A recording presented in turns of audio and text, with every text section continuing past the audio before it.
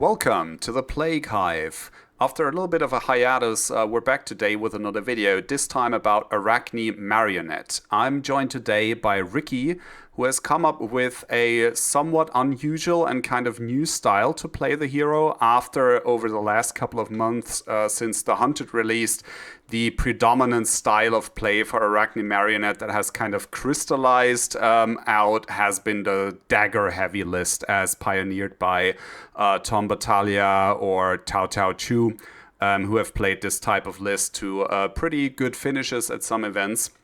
And Ricky has come up with a different way to play the hero that is a little bit more aggressive than what the dagger lists typically do, and as a result has a slightly different matchup spread. Ricky, welcome to the channel. Thanks for joining me today. And I'm sure there's a lot of people out there that are really looking forward to this video, as you and also Briku from Canada have kind of like teased people a little bit with the results that the list has been putting up. Thanks a lot, Bruno. Thanks for having me on the channel. I Sure. think I've been working with Berku on the list for quite a while, actually, since January, February, when the list started to come up.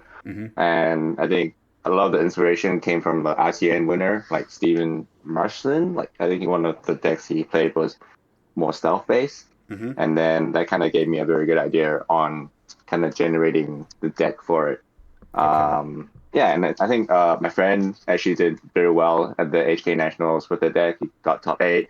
I couldn't, unfortunately, make it back to play for the Nationals because I was stuck with the France airstrike. Right. I mean, the strike for so I couldn't come back in time. So that was kind of sad. Yeah, that's always unfortunate when you're looking forward to an event and you can't make it due to factors that are like outside of your control. So, but it's at least good to hear that somebody put up a good result on the list. So, I'm really happy. nice, very good. Let's quickly switch over to the actual list so that people can see what we're talking about. Okay, so why don't you just give me like a rundown, right? What's the general overall thesis of the deck, right? Before we get into like specific card choices or anything, why Marionette and why configure the deck the way that you did? So first of all, like I'm in general, Assassins with Go Again is like crazily good. Like I think that's the one thing that's sort of stopping from Assassins becoming like the number one deck. So Slippy and Marionette is definitely by far like the best assassins out there, like in my opinion. But I think Marionette does play a little bit better because of two factors. Is it does help you filter your hand when you transform, and also your red three stealths has also +1. So I mean, all your stealths gets +1. So like basically your reds becomes 4s, and then your yellows becomes 3s. So and your blues has an extra +1 breakpoint. So if you think about it in a way where your blues are like, for example, persuasive or prognosis, they're already hitting for 2. And then if you give them a pump, there's like a 3 pump or even a yellow pump, that gives it a 4, right? So you're doing a 2-card 4 hand destruction, which is actually on par with what we've always been playing with, which is like a surgical extraction or in the usury days we had the specialization I forgot the card name, 2-card 6, and then you have to like ban, you have to like say a color with you have to ban them Right, as well. Like shakedown, yeah. Yes, shakedown, yeah. So I think that is like on par with shakedown as well. So which is really great. But the only thing that is sort of the additional requirement is the ability to mark your opponent. So that's where the flicking comes from. So the whole deck sort of revolves around flicking, because flicking is the most efficient way to actually mark your opponent. So that going forward, I think the main core of the deck is more like you're flicking your opponent, and then when you flick, you do damage, and that's where your vest comes in. So your vest comes in, and you grab that 1 pitch, and then your stealth is hitting for 4, and after the hits go again, you retrieve back your dagger. So it's always sort of the same loop. Like you hit the stealth, you flick, you pump, and then you go into GA loop, and then you would retrieve your dagger with a pickup point or like up the sticks. So that way you can always recycle back your dagger and get ready for the next turn to do sort of the same sort of loop again. Okay. Right. So the core idea is just you don't really want to actively swing your daggers.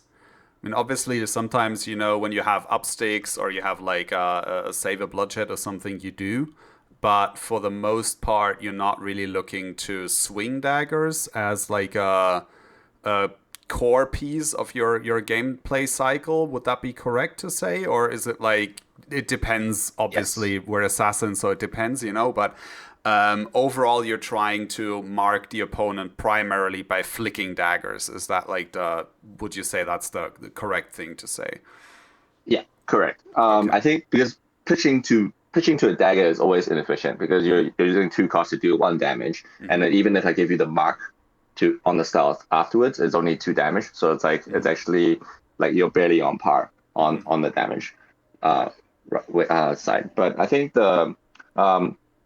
in most matchups, I think right now almost like 90% of the matchups out there, that's sort of the loop. The only difference is if your opponent is playing very defensively. So if, for example, the Earth Heroes, Verdance and Florian, they don't really care if you banish their hand. You're sort of helping them complete the mission a lot faster because they have like, they're trying to get cards into banish zones anyways. So that is actually more where I would put in all the dagger cards in, and then actually trying to get the stealth dagger out earlier, and then get start pushing the stealth dagger as the main damage output instead. Okay. So I think the deck sort of is actually really easy to sideboard in the case where is aside from the Earth Heroes, you're just putting everything that's not daggers into the deck, and then if it's the Earth Heroes, you just put in everything that's the Earth cards, and then you just side out all the stealth cards and stealth reactions. Yeah. Okay. Right. Makes sense. Yeah, this is like so I haven't really messed with Marionette too much. Like I've played him a little bit, but I've been mostly focusing on Slippy, just because it's a little bit easier to wrap my head around, right? Like I think fundamentally Marionette is probably the slightly better of the two, just based on the fact that you have this additional +1 damage, right? But they're just trickier to play than Slippy, right? Because like the native go again just makes a lot of things so much easier compared to having to actually, fulfill a condition to get that go again. And that's something that I also found was like playing against Florian was just like back in the, heavy Florian meta when he still had Germinate. That deck was baseline unbeatable for Slippy. It was just without warping your deck to like a really extreme degree. With the standard kind of like stealth heavy list, you just didn't stand a chance. You just get fatigued, or like he just defends until he's online, and then you just get hit with the 1 card 5 every single turn, and eventually you just kind of crumble and die. So it makes sense that you're saying the same thing basically. If you have decks that can like efficiently either prevent the flick, right? Or just have a way to block out your stealth attack so you don't get the go again. It makes sense that would be a little more tricky. Like, fortunately, in the meta right now, I don't think any of these decks are really at the top of the meta, right? I think Verdance is still quite meta. I would definitely make sure my deck could pass it. Okay, that makes sense. Yeah, that's fair. Yeah. All right, so this is the core game plan, is attack with a stealth card, flick a dagger, mark the opponent, get that on hit, go again, and then follow that up with whatever the rest of your turn is, and then retrieve the dagger with the resource you generate from Blood-Spattered Vest. So that's like the core loop. So I think in terms of equipment, we don't need to talk about it too much. I think you covered most of it already, because the vest is kind of necessary for that plan to work. Flick knives obviously is just required. Like, also, if you want to try like a budget version of this kind of build, flick knives is, I think, non-negotiable. It just doesn't work any other way. And then Hunter's Clave obviously marks on hit, so it's kind of required. Maybe we can talk a little bit about Blood Splattered Vest versus Tunic, right? Because I assume you have tested Tunic in that slot for a bit. Yes. Um, Yes. what did you find there? So why did you decide to run the Vest over Tunic in the end? So Blood Splattered Vest is actually so much better because in the case where like a lot of times you need the pitch on the go, and especially on faster matchups where I do want to play CNC, like I want to get the two pitch out.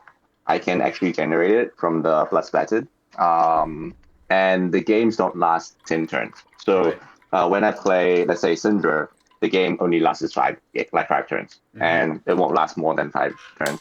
If I play against a Verdance or a Florian, the game only lasts 8 turns. So the Tunic is very rarely I can actually generate the 3 pitch of the Tunic to be better than Blood Splattered. So in that case, like if in Blood Splattered case, I only need to generate 2 pitch and then block 1, and then it's actually the same as a Tunic because the games are a lot shorter and the value per turn on the deck is actually a lot higher. So I think Vitalisher average value per turn is around 13 to 15. And then that doesn't include all the destruction cards. So that's actually quite high in ending a lot of the opponents. I did this deck was actually played against like Aurora, like when the Aurora meta was there, and I kind of rushed an Aurora down. Like I kind of played Pudding a few times in the PQ in RTN as well. So like it is on par in terms of like the damage output of an Aurora if you want to go like fast. Okay. That's actually pretty impressive, when you think about it. Like especially speaking in terms of like the amount of value per card or value per turn that Assassin has been traditionally putting out, right? If you look at pre-hunted, basically like Huntsman, Uzuri, or Nu, reaching those kind of numbers was just like it's not a thing you can do. Basically, like it just wasn't possible because the damage just wasn't there. So, and it's all thanks to Go again. So yeah, I think this deck is like I just have to put a disclaimer on this deck is like this deck is nowhere near at max sort of potential because I think like this is the version 66. I think we ran the national version was 65. So we do around 10 to 15 games per every version. So it's around 700 games tested. Okay, right. And up to that point in time, I like from now to that, like from nationals to now is around we're on 82 now. So we did another 100 games of testing, and this deck looks completely different and is way more stabilized and way more potentially efficient in terms of the stability and power that it can generate. So it's kind of crazy that like through more iterations we could get the deck even more stable. It's kind of interesting that Marionette has so many points of variation or variance put into them that you can like even achieve this level of fine-tuning, right? Because again, it's really crazy. If you look at like a Slippy list or something, I think you reach sort of like the deck building ceiling, right? I want to say. I think relatively quickly, if you look at your typical Slippy list, it's typically just like a whole bunch of 3-offs. You just pick whatever the best cards are, and then you slam like 3 of each of one of those into the deck, and you just call it a day. And there's typically not that much variance between Slippy lists when you look at it. Just because I think like the hero is just fundamentally easier, right? Both in terms of playing, but also in terms of building them, right? Because the hero ability is so much more simplistic and streamlined compared to Marionette. So, all right. So that explains Vest over Tunic. It's just the games don't go long enough for Tunic to actually be worth it, so it makes sense. Mask of Deceit, I assume, is just you want the opponent marked anyways, right? And then you Yeah. can just use the mask basically on demand whenever you need it to either Yeah. unlock a bonds or something. Actually, this list doesn't run bonds, so no, it does run bonds. Never mind. So you can unlock a bonds. You can do like Kiss of Death stuff. The usual thing. So Yeah. again, coming from Slippy, like I tried Mask of Deceit for a little bit and then relatively quickly abandoned it because it's just not that good in Slippy. Would you say that it's like integral to the deck for this version of Marionette? Or is it something where you go like, okay, you could put another 2-block headpiece there like Crown of Providence and it would still be okay, and this is just like a nice little upside because you mark so often anyways? Or is this something where you go, okay, this needs to be in the deck because it unlocks like a certain type of synergy that is really necessary to win? I think it's like necessary to win because what the mask does is it is the best tutor in the game. So like, would you say you wouldn't use the Zen transverse headpiece? Like you wouldn't, right? Because the transfer headpiece allows you to tutor one extra card. So the mask in this case kind of tutors the ability that you're sort of missing in the key piece. So in most of the aggro matchups, you want to banish a hand every turn. So Agent 1 is definitely the best tutor. But then against like the Earth Heroes, where you want to quickly get that orb, that Stealth Dagger out, like Agent 3 is really good. And then if you do have the orb and Agent 3, or the orb out already, like on turn 1, then it's about getting Tranquilla out so that your dagger deals extra damage and you can Alright, burst them okay. down faster. Yeah. Okay, so it's basically just like, okay, dependent on what you're up against, you're just trying to use it to, make sure that your hand converts as efficiently as possible. Yeah. Do you typically I think. use the mask like pretty aggressively? Because I've seen Oh people, yes. I've seen people like with the dagger build, right? A lot of the time, Yeah. people use Mask of Deceit like on, I don't know, like turn 1, basically whenever the opponent attacks them while they're marked, just so they can get Orb Weaver out as quickly as possible. Whereas like typically, I think in this game, people use equipment or tend to use equipment like relatively sparingly in the early game, right? So you kind of like Yeah. there's this general paradigm in Flesh and Blood where the longer you wait before using your equipment, right, the better typically, right? And I think Mask of Deceit kind of breaks that paradigm Yeah. in a lot of cases. So I think this is the case where because the whole deck evolves around like snowballing value. So the earlier you get it out, the better, basically, Okay. because if you attack them hard enough, they start skipping turns, and Right. then they're not hitting you back.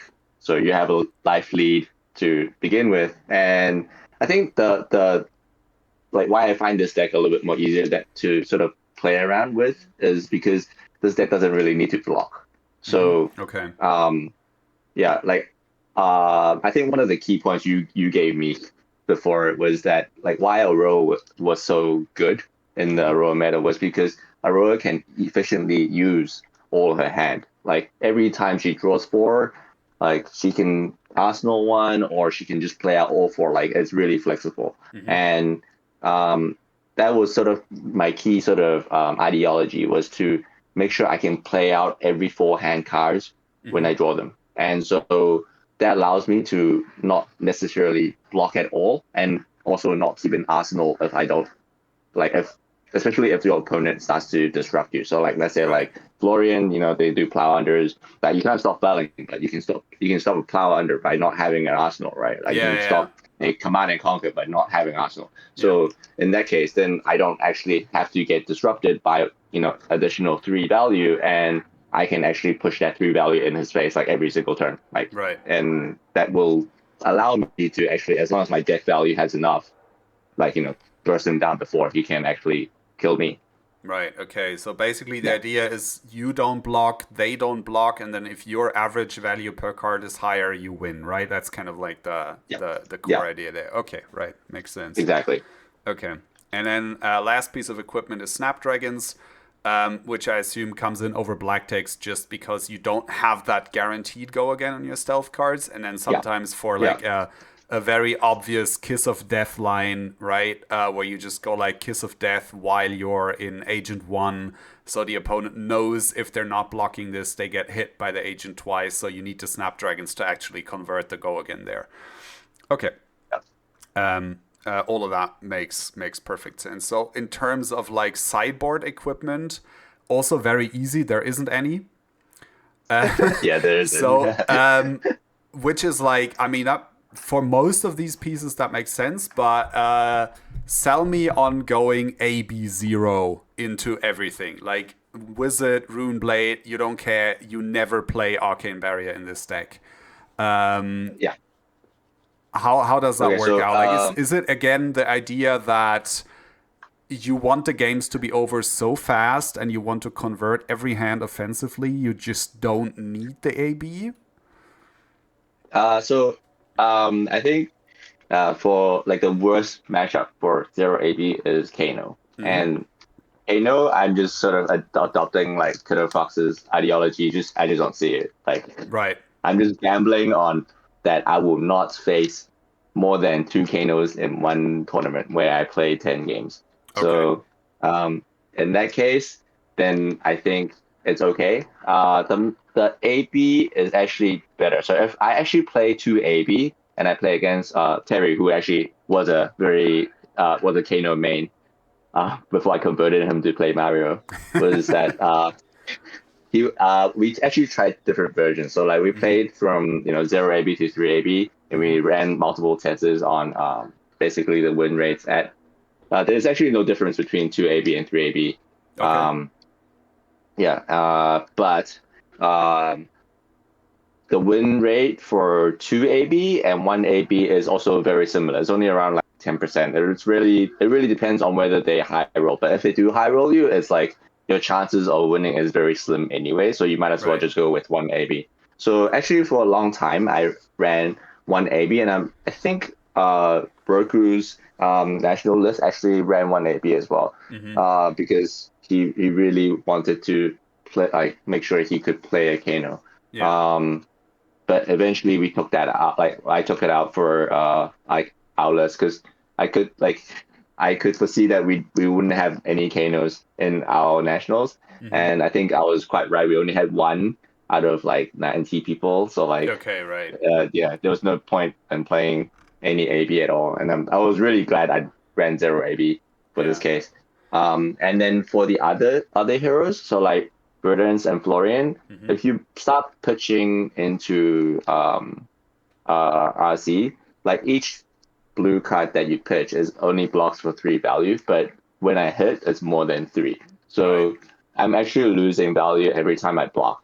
Mm-hmm. And they might not even hit you for 3. They might hit you for like 2 or 1, and then you're like you just wasted a 4 value card on a 2 value block. Right. So it's not very efficient in that way. And so we, in that case, like against Burdens and Florian, it's like we just make sure we kill them before they start hitting us very hard with Okay. rune damage. Yeah. Yeah. All right. Florian is more like when they actually complete the mission, like their like the life, like our life total, like both our life totals should be around 10 Mm-hmm. HP left. So like it doesn't really matter if you start pitching before that or after. It's like you're losing too much cards anyways Mm-hmm. to attack them effectively. Yeah. Okay. And then Auxilio, you can raise them down definitely. You don't. I actually don't really care if they mind warp me because it's just one hand, and sometimes they actually fix my hand as well. Yeah. So Yeah. like, I have a really like 4 card hand that might not even play as well as a 3 card hand, and they might fix it for me. So I've had that happen for sure, yeah, where you just have like a yeah, hand that's like a little bricky because there's like too many reactions in it or anything, or and then they yeah. just mind warp you I and was you're like, like, oh yeah, I this was like, works a lot oh, better. yeah, thank you so much. Yep, Yeah. yep, that can definitely So happen. like Auxilia is definitely not an issue. Like you can definitely burst them down before they Hmm. start doing the wild combos. Okay. And then who else? I think that's currently that's Vincent. it. Vincent, I guess, yeah, Yeah, in Vincent here, is yeah. a very small meta as well, but Hmm. like you can definitely rush them down as well. It's not that hard. Yeah, I think Yeah. that makes sense because like she's a setup hero, right? Like, I mean, she can play defense pretty well generally, Yeah. but like if your plan is just to really rush them down, and just like not block, I think you can get her low enough so that she can't really do her setup effectively anymore because it costs her life to set up cards typically, right? Okay, I can see that. All right, so that takes care of the equipment and non-existent sideboard equipment. Let's go over the rest of the deck. And I'm just gonna like touch on, the stuff that is like a little bit non-standard, I want to say. Like we don't need to Sure. talk about like Leave No Witnesses and Codex of Frailty because they're just good cards, right? They're assassin Yeah. staples basically. Kind of the same goes for CNC, although I think CNC in Marionette and Slippy is actually a little bit a point of contention just because like the 2 cost can be a little bit tricky sometimes because you run very Yeah. little pitch. So Yeah. we can talk about that a little bit when it comes up. And then the first, I think the first thing that the first thought that I had when I saw this deck list, right, was like, damn, that is a lot of yellows, basically. Yes. So you run, especially if we're looking at Mark of the Black Widow and like Pick Up the Point, and then here we have Orbeaver Spinneret and Stains of the Red Bag in the sideboard, and all of these are cards that obviously you also run the reds off, right? So Yeah. all of these cards are cards where you go, okay, I really want this effect, and I'm willing to put up with like one less value to run this, just so I have more of this type of effect. So I'm assuming the fact that these pitch for 2 is kind of like not really the main point here, right? Like you're not really looking to pitch these cards. Obviously, it'll happen Um. sometimes, or Yeah. would you say that the fact that you can pitch these to a dagger and then you don't really have a spare resource that you don't need for anything is also fine? Or would you typically rather have a blue if you pitch? I would actually don't mind pitching that yellow because the dagger pitches for like 2 anyways. Yeah. So if I'm pitching for a blue, like the extra 1 pitch doesn't really do anything anyway. All right. So I think the most typical play line would be like, okay, if I have like 2 widows, for example, and then I have, let's say, 2 reactions, and one of them is a yellow. So like, is that a yellow stain or a yellow mantle Yep. or even a yellow shred? Then in that case, I can just be like, okay, red widow flick goes into GA if they don't block. If they block, then I can just play the reaction, right? And then Right. it will go through.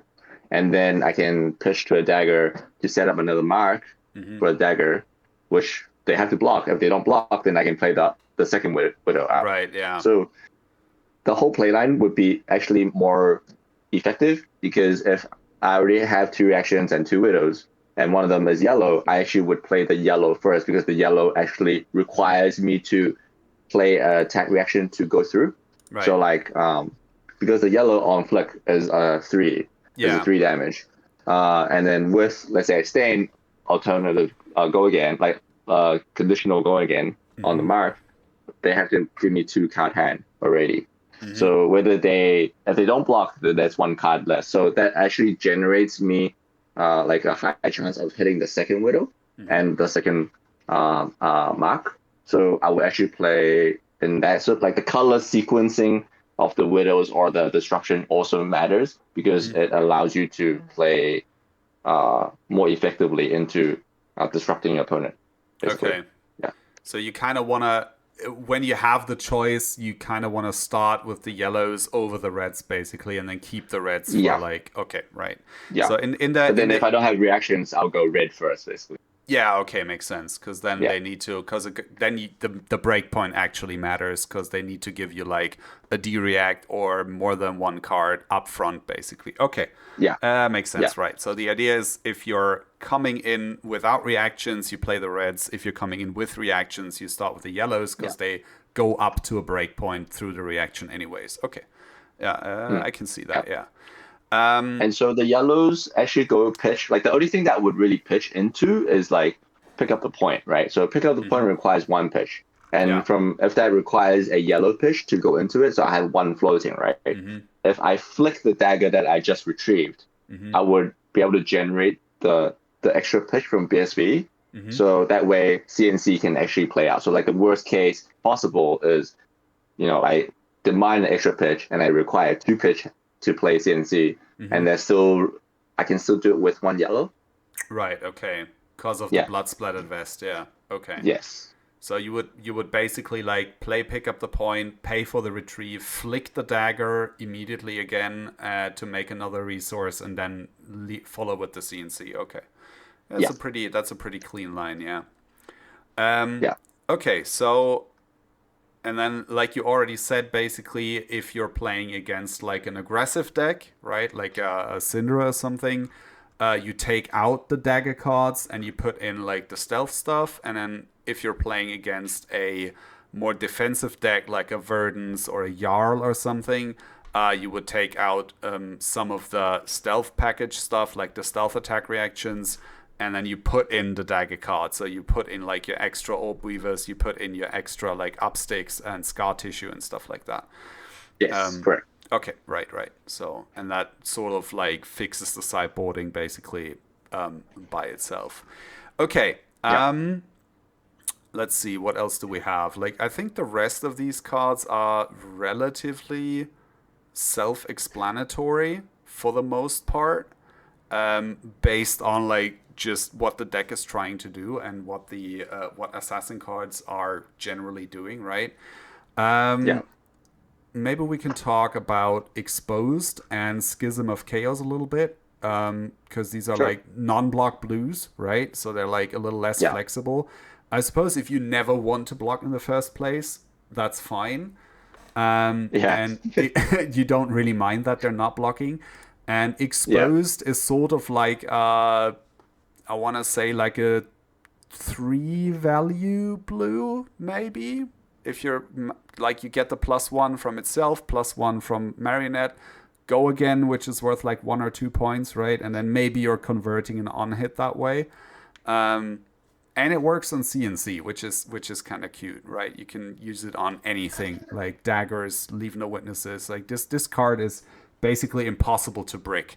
Unless you play Yeah. against another hero that also marks you, then it can sometimes be a little bit awkward. But I think this exposed is more like it fixes the sort of the inherent weakness that this deck has, because most decks run three shelters. right, So I run two exposed to counter the same odds okay, of that happening. okay, So if I flick and they do shelter, like there's quite a couple of times where I could get them with the exposed, and this was actually before it was third dagger, and actually I got a lot of players off from third dagger. Like I would flick and then they would shelter and I would get them with the like third dagger, and yeah, they would still be marked and I would still get the extra card.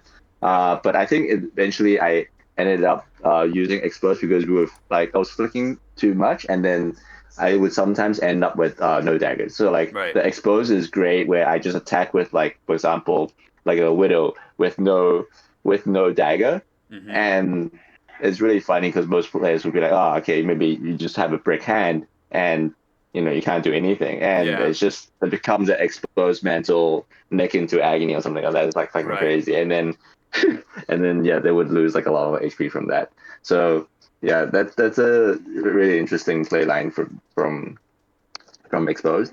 Yeah, Okay, I like that. It's a tricky card, like especially if you go like no daggers, like you just said. I think a lot of yeah, people don't really see that coming a lot of the times, so that's pretty yeah. funny. Yeah. What about Schism? Like, where do you actually run this? Because like I don't know, I want to like this card, right? Yeah. And then every time I run it, I draw it in like the weirdest situations where it ends up giving my opponent extra value, and it just feels awful because like you can't arsenal it, right? You can't like you Yeah. have to pitch it basically. Like when you draw Yeah. it, you have to pitch it. There's not really any way around it. And then when I mean, yeah. So like how does that card work out, and what matchups do you actually bring it for? Because I don't think this goes in versus everything, right? Yeah.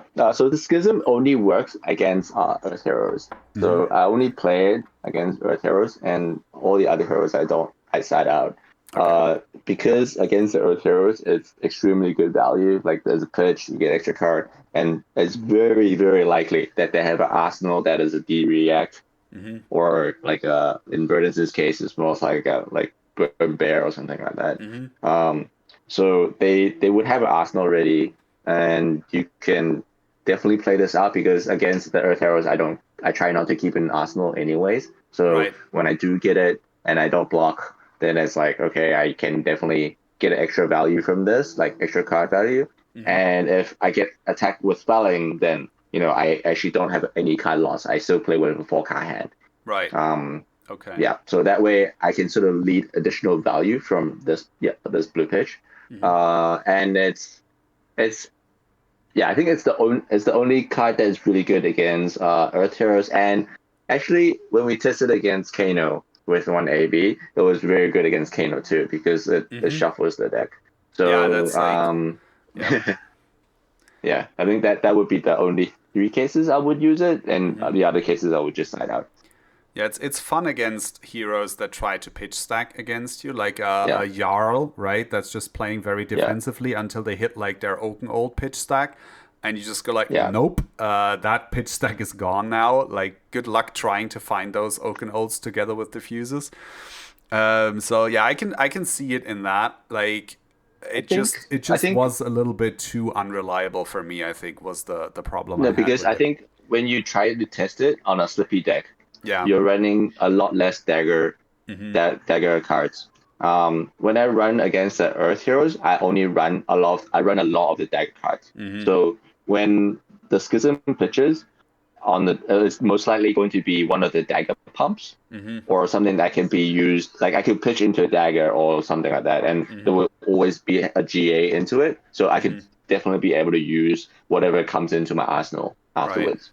Yeah, I Yeah, think it's like it's a deck construction thing, right? Like yeah, especially if your deck is configured around not wanting to arsenal most of the time anyways, right? Like you yeah, said, I think then Schism becomes a lot better. And I think that's probably always the problem I had in Slippy was that I typically like to yeah, have an arsenal, right? Just so you can do like the mid-range 2 to 3 card plays. And that's kind of where that hero shines for the most part. yeah, And if you don't want to have an arsenal anyways, because you're just going, all right, I'll just play 4 card hands all game, I don't care.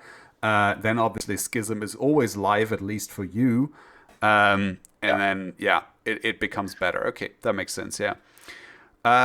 Okay, I think that mostly covers everything except for maybe Codex of Bloodrot.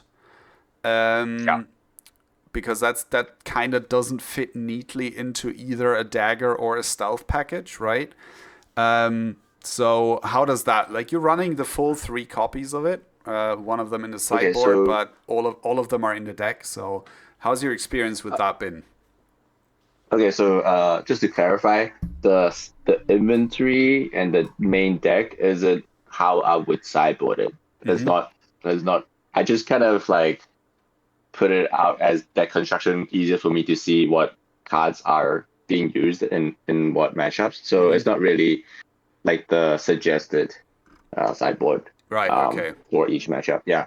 So the Codex of Bloodroot actually works really well into both stealth and the dagger build. Mm-hmm. So in terms of the stealth build, it's more like when your opponent doesn't want to block at all. So Mm-hmm. they're also very aggro. The matchup is very aggro. They don't want to block. They don't run a lot of defense reactions. So they don't try to keep an arsenal, and they try to race you down. Mm-hmm. So that way, the Codex of Bloodroot is really good because it helps CNC and leave no witness create a target for them to disrupt. So you can for example, when I play Syndra, and a lot of the players that play against me, they don't try to keep Arsenal. So they will always try to play their 4-card hand because they know that I will try to disrupt them. If I have a leave no witness or a CNC and they don't have an Arsenal, I will actually Arsenal these Arsenal destruction cards, because I know that in my deck I have 6 codexes where I can give them a Arsenal afterwards. So I can Arsenal it, wait for my codex to come, and then disrupt them with the codex, and then like destroy their Arsenal afterwards. So like create the scenario where they do have the Arsenal, and then destroy it afterwards. So like the codex in the stealth package, like a stealth aggro package, that is how it's being played. And in terms of the dagger package, because I'm not trying to keep an active Arsenal. The ponder actually helps me to generate additional card, so it becomes a 5-card hand, and I'm sort of gambling that they won't plow under me. Or like CNC me the next turn. So if they don't, then I actually gain 3 value and 2 non-blockable damage. All right. So if they do, then it's like, okay, I wasn't going to get that card in like damage anyway, and I lose 1 value. But it's a yellow pitch, so I can always pitch it to dagger anyways. So I think that is the sort of the mentality for the both sides of the deck. Yeah. Okay, so that makes sense, because like if you're seeing like if you're viewing, right, the card that you get off the ponder as basically free, right, in air quotes, it hurts a bit less when it gets like plow under or something, because it's not something that you actively set up, right? You're not like, okay, I need to hold this card back and I need to play like a less aggressive line so I can arsenal this card, and then they plow under and it hurts. But you're like, okay, I just get this like free extra card off the top of my deck. It's random anyways. I just slap it in Arsenal. And then if they disrupt it, right, it's gone. But it's like, okay, whatever. It was just a random card. You know, I didn't put any kind of like thought basically into this. It's just something that ended up there. And that's just kind of how it goes. Okay. All right. Yeah, I mean, you didn't lose anything additional. Yeah, it just kind of happens, right? It's like you're just playing stuff, and then the card just ends up there. Okay, all right. All of this makes sense to me, and I think that pretty much covers everything. I think most people, I think when I showed the deck too, the question that they asked me is, why isn't there any traps in the deck? So I actually had 1 inertia trap in like when the set started as in RTN. One inertia trap. So just in case I actually go into 6, Agent 6. Yeah, but then actually the rates is really bad. So like so if you think about it this way, if the game actually ends in 5 turns, the chance of you marking and then turning into 6 is only 1 out of 6, and that's only if they're marked, right? So you need to consider how many turns that you would actually mark and transform out of the 5 turns, and you would turn into 6, and you don't have the mask. So that is the only case where you would actually lose value by not having 1 trap.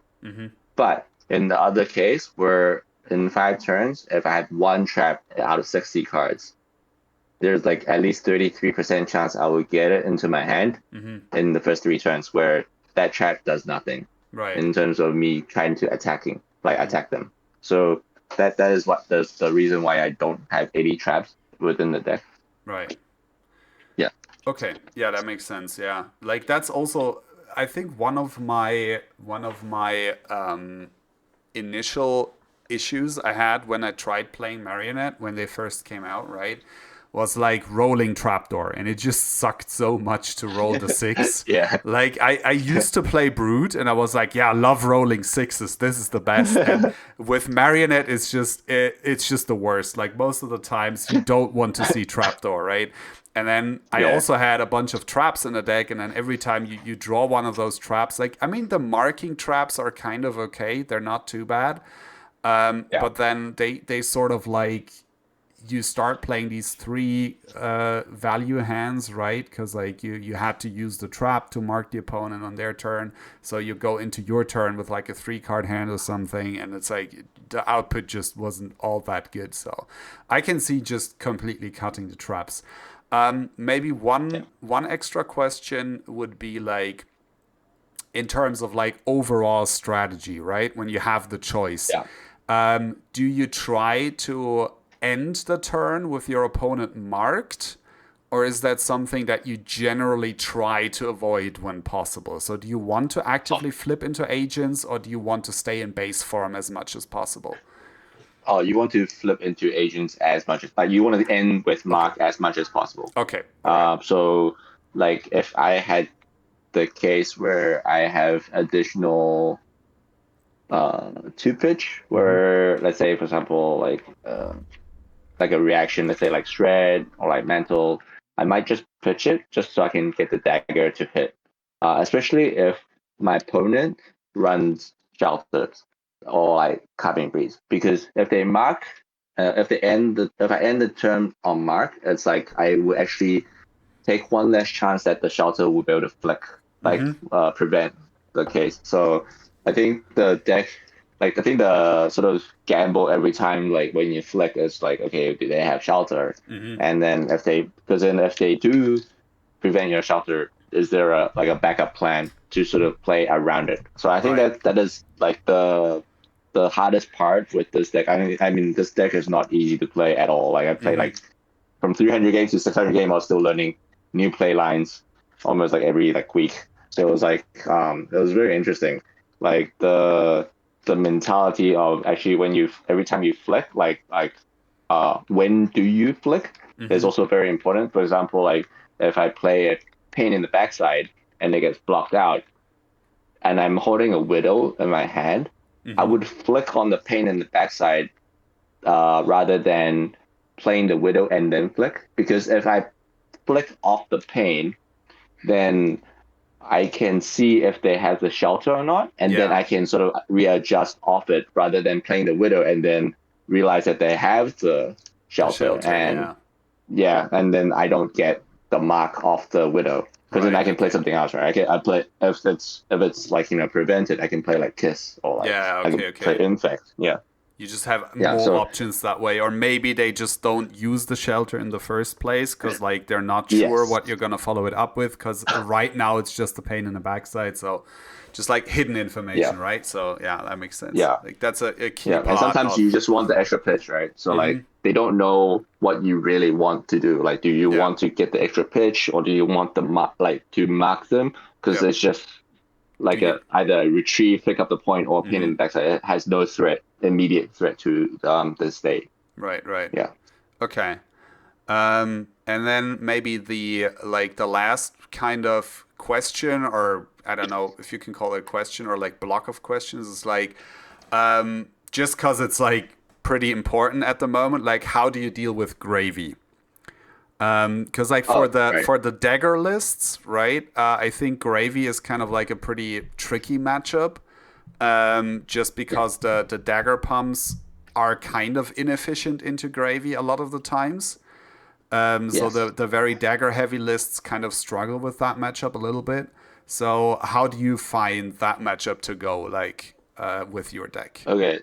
So I think with gravy, um, first of all, you have to have the sort of a mentality where that if they do high roll, then uh, there's no possible way for you to win.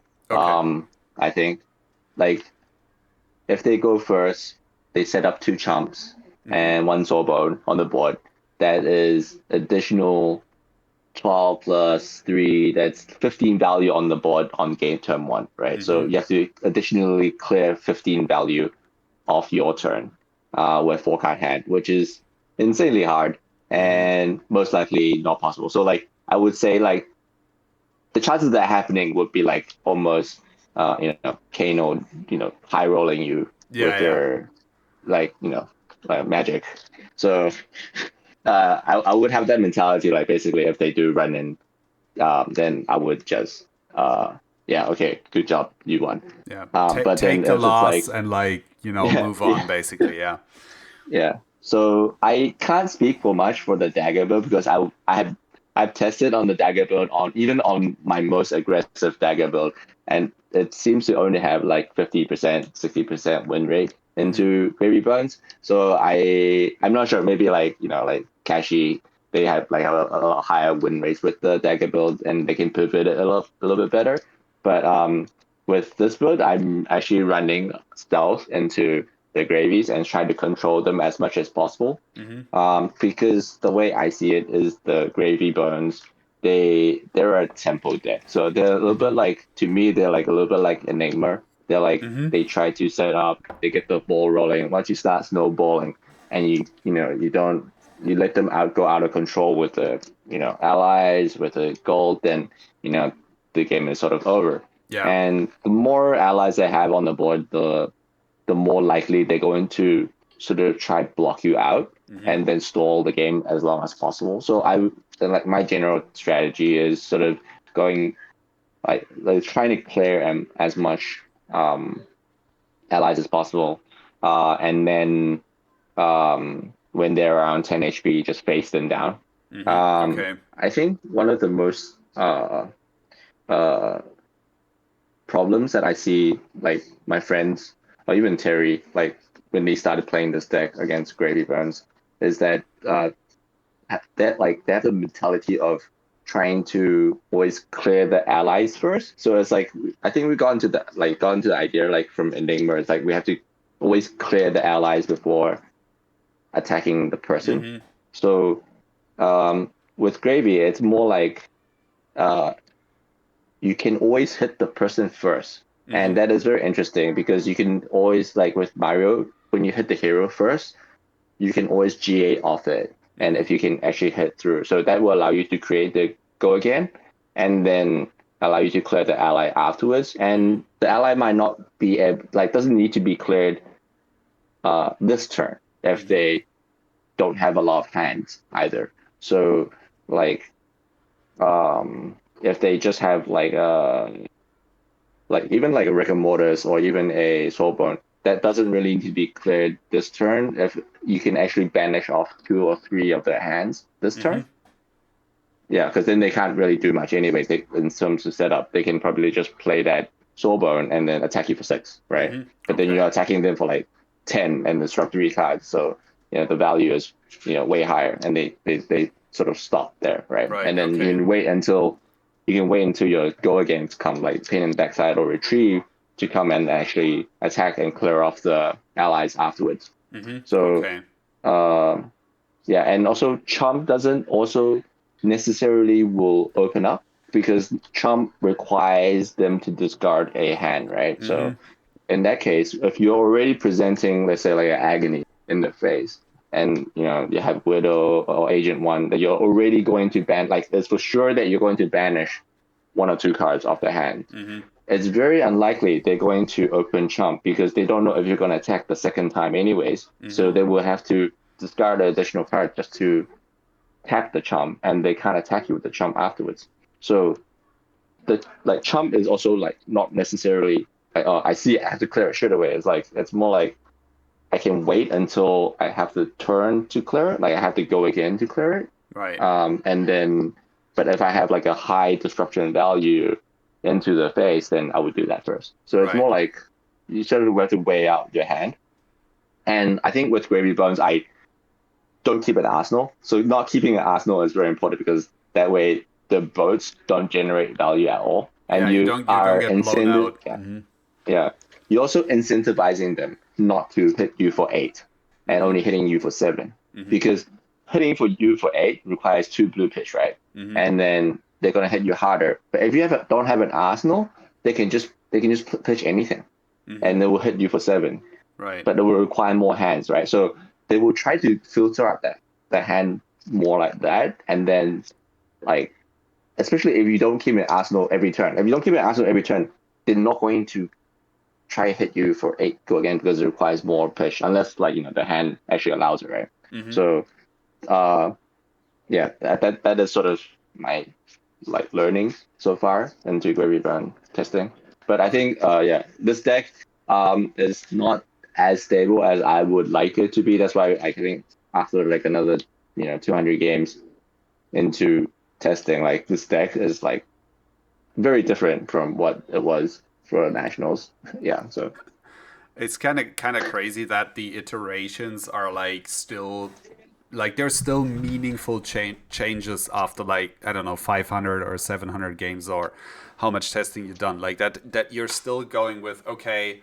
I mean obviously right, you're adapting to the meta, that makes sense, yeah, right? Like obviously this deck with like a Gravy Bones Syndra Slippy meta is gonna look different to the same deck in a meta where it's like Florian, right, at the top. So yeah, that makes perfect sense. But even if you're talking about just like the core strategy, right, and you're still finding ways to sort of iterate on that and change it around and find ways to make the deck run like smoother and more efficient. I think yeah. that kind of speaks volumes about how high the ceiling for Marionette actually is compared to like other decks, right? Yeah, Um, I think like most people need to sort of like try like different cards to yeah. synergize with each other. Because I think like even with my newest version of the deck, like I'm running a lot of cards that like no one else is running, Mm-hmm. and in the build, like I don't see any top players running anything like even remotely close. So yeah, I think like definitely try out more different cards, and I Mm-hmm. think try out like combo sets of different cards because how they would synergize with each other. Like Mm-hmm. for example, Codex of Blood Rod, um, by itself doesn't mean anything. Like Mm-hmm. if you aren't running Command and Conquer, then then Yeah. Codex of Blood Road is just ineffective because you're just waiting for Leave No Witness. Yeah. But if you run Command and Conquer with that Codex of Blood Rod, then against Sinders, your Leave No Witness and Command and Conquer is like really rarely see play. So like it's more like a combo of cards Mm-hmm. that actually generate the value within the deck. Right. Yeah. Okay. Very interesting. I'm definitely looking forward to seeing how this deck evolves, right? Like whatever the next iteration of it is gonna look like. And I definitely it would be interesting to see like this deck get picked up somewhere. You know what I mean? Like because the minute that somebody will really like top an event with this, like not just top 8 but actually win an event, right, with this kind of list, basically people are going to be all over it, right? And until then Yeah. it's kind of like going under the radar. That's kind of how it normally goes in this Yeah. game. Is like until you win an event with something, people are just kind of like disregarding your opinion. Or at least like obviously not everybody or not even the majority, but there's always going to be people that just go like, yeah, but why don't you play this deck like X, whatever, whoever else played it and actually won an event with it. So and I always like to see people kind of like deviate from that and just kind of try different stuff and a lot of the times they find something that actually works. So all right. Yeah. So to anybody watching this, obviously the link to this deck will be in the description of the video, as per usual. There's no matchups set up for this at the moment. Like Ricky said, this deck is kind of like in flux a lot. There's a lot of iterations going on. I hope that you got an idea of how to sideboard into a couple of different matchups just by listening to the video, just by watching. As always, if you have questions about it, just leave them down in the comments below the video.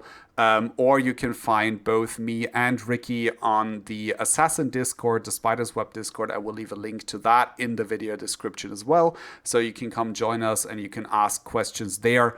If anything about the deck is kind of like unclear to you or you need a couple of pointers on how to play a specific matchup or something. And with that, I think it's time to wrap this up. Ricky, do you have anything else, like last words to add for anybody that's maybe looking to pick this deck up and give it a spin?